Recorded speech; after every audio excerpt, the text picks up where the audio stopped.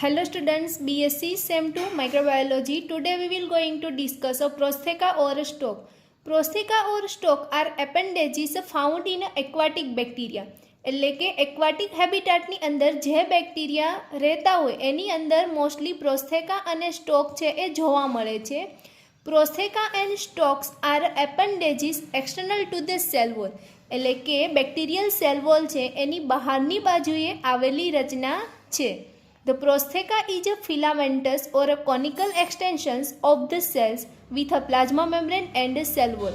એટલે કે cell wall અને પ્લાઝ્મા મેમ્બ્રેનની સાથેથી બહારની બાજુએ નીકળતી ફિલામેન્ટસ કે કોનિકલ રચના છે. Bacteria bearing a one or more projections are called prostheca. A bacteria contain a prostheca known as a prosthecate bacteria. એટલે કે જે બેક્ટેરિયા છે એની પાસે જો પ્રોસ્થેકા હશે તો એને પ્રોસ્થેકેટ બેક્ટેરિયા તરીકે ઓળખવામાં આવે છે.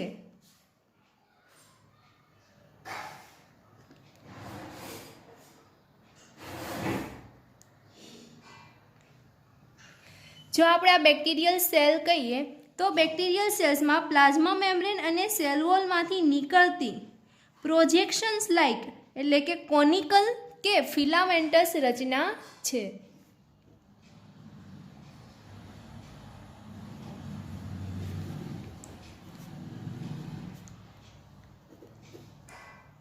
Now next example, Culobacter species,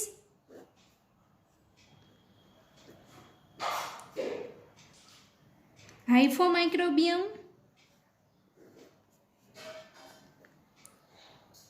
Stella, Ankylomicrobium,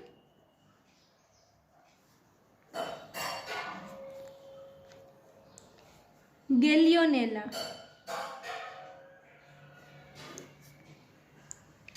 આ બધી જ બેક્ટેરિયલ સ્પીસીસ છે એ પ્રોસ્થેકા ધરાવે છે.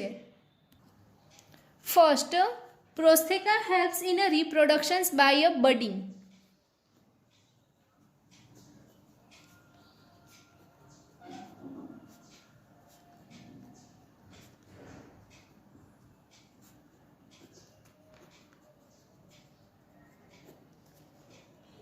બડિંગનો મિનિંગ થશે કે પ્રોસ્થેકા જે બેક્ટેરિયામાં પ્રેઝન્ટ હશે એની અંદર રિપ્રોડક્શન છે એ કલિકા સર્જન દ્વારા થાય છે.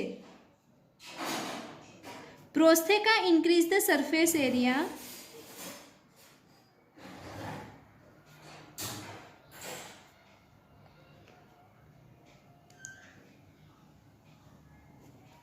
whereby nutrients can be absorbed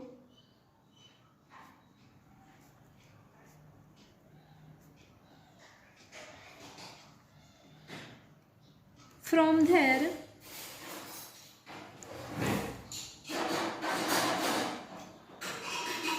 nutrient poor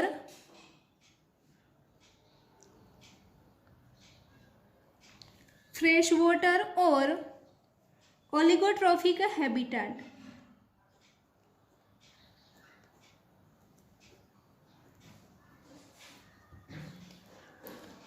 પ્રોસ્થેકા છે એ આવી રીતે એક્સટેન્શન થયેલી રચના છે. તો એના લીધે શું થશે તો કે બેક્ટેરિયલ સરફેસમાંથી પ્રોસ્થેકા ઇન્ક્રીઝ થશે તો ન્યુટ્રિયન્ટ એબ્ઝોર્પ્શન માટેનો સરફેસ એરિયા છે એ ઇન્ક્રીઝ થઈ જાય અને એટલા માટે ન્યુટ્રિયન્ટ પુઅર એન્વાયરમેન્ટ હશે તો એ ન્યુટ્રિયન્ટ પુઅર એન્વાયરમેન્ટમાંથી ન્યુટ્રિયન્ટ છે એ પ્રોસ્થેકાની મદદથી એબ્ઝોર્બ થઈ અને સેલ્સની અંદર જશે.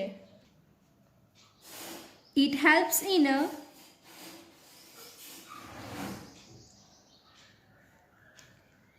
adhesion to the surface.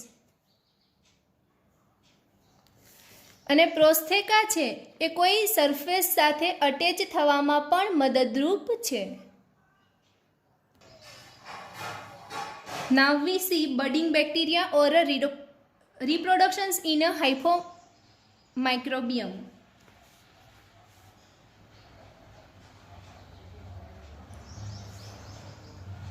Mother cells,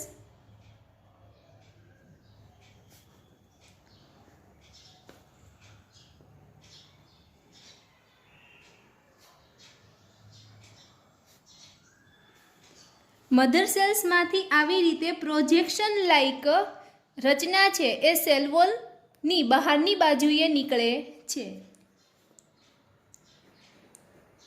તો જેને આપણે કહીએ હાઇફા ઓર સ્ટોક ફોર્મેશન્સ, એટલે કે પ્રોસ્થેકા ફોર્મેશન.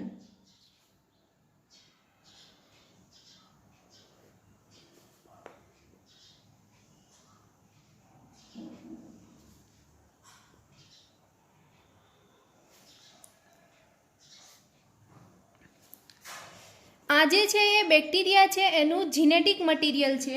તો હવે જીનેટિક મટીરિયલ છે એટલે કે એનું રેપ્લિકેશન થઈ અને જીનેટિક દ્રવ્ય છે એ સ્ટોકની અંદર જશે.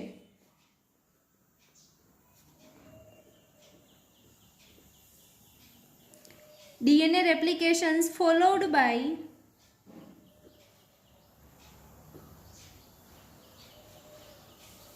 migrations of one chromosome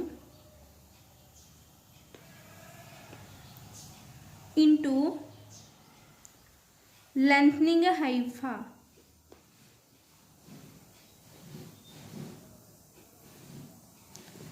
એટલે પહેલા સેલ છે એની કરતાં હાઇફા છે એ પણ લાંબી થશે, ડીએનએનું રેપ્લિકેશન થશે, એટલે કે જે જીનેટિક દ્રવ્ય છે એ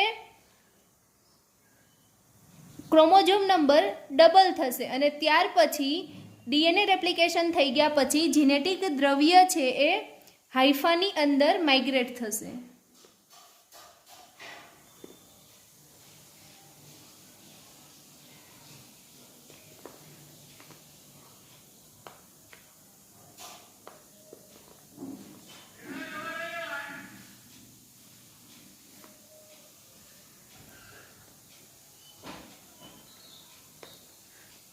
આને કહેવાશે બડ ફોર્મેશન.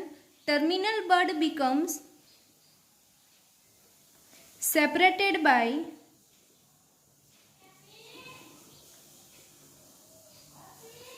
ક્રોસવોલ્સ, એટલે કે જે બડ બને છે એ બડ જ્યારે મધર સેલ અને ડોટર સેલમાં ડિવિઝન થવું હોય તો આ ક્રોસવોલની મદદથી સેપરેટ થાય છે.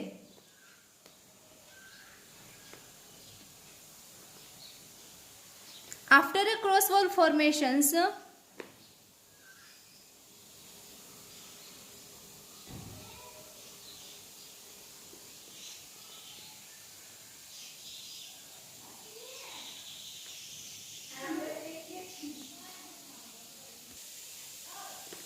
સેલ્સ છે બડિંગ સેલ્સ એના ઉપર ફ્લેજેલા ફોર્મ થશે.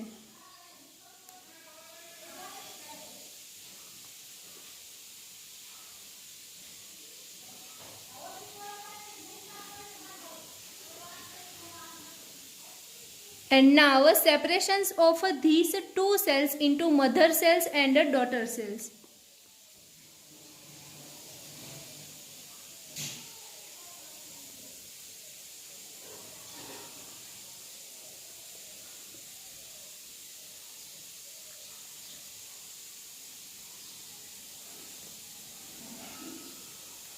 હવે મધર સેલ છે એ ફરીથી રેપ્લિકેશન કરશે અને સેલ ડિવિઝનમાં જશે અને સેમ ડોટર સેલ છે એમાંથી ફ્લેજેલા છે એ રિમૂવ થઈ અને ફરીથી પોતાની લાઈફ સાયકલ છે એ સ્ટાર્ટ કરશે.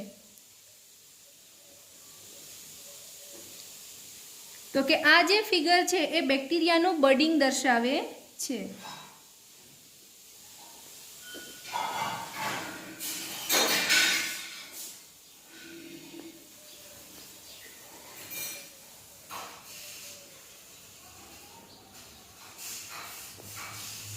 Budding bacteria reproductions in a hyphomicrobium.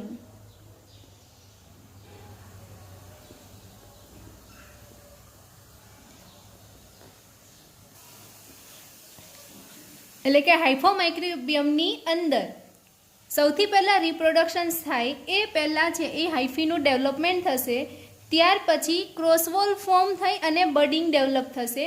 આ બડિંગ છે એની ઉપર ફ્લેજેલા ફોર્મ થઈ અને સેલનું સેપરેશન થશે, જેના લીધે બે સેલ બનશે, મધર સેલ્સ અને ડોટર સેલ્સ.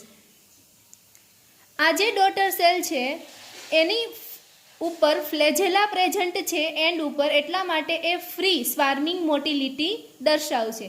અને ત્યાર પછી ફરીથી બંને સેલ છે એ પોતાનું રેપ્લિકેશન સ્ટાર્ટ કરી અને ફરીથી સેલ ડિવિઝન થશે. રાઈટ. તો અહીંયા આપણે જે વાત કરી એ હતી પ્રોસ્થેકા અને સ્ટોક. મીન્સ કે prostheca and stalk are appendages to the external cell wall and this is projections like appendages.